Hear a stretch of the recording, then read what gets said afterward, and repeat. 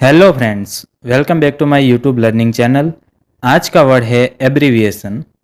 Abbreviation abbreviation का हिंदी में अर्थ होता है संक्षिप्त रूप, छोटा रूप, किसी बड़े शब्द का छोटा लिखा गया रूप। मतलब कि किसी बड़े वर्ड या फ्रेजिस का छोटा करके लिखना। जब हम टाइम बचाने के लिए या इजी राइटिंग के लिए किसी वर्ड को शॉर्ट फॉर्म में यूज़ करते हैं, तब यूज़ होता है एब्रीविएशन। चलो इसे एग्जाम्पल के साथ अच्छे से समझते हैं। USA is a abbreviation of a United State of America. USA United State of America का संक्षिप्त रूप है। DR doctor is an abbreviation of doctor.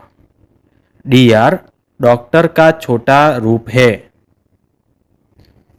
We use abbreviation in daily life.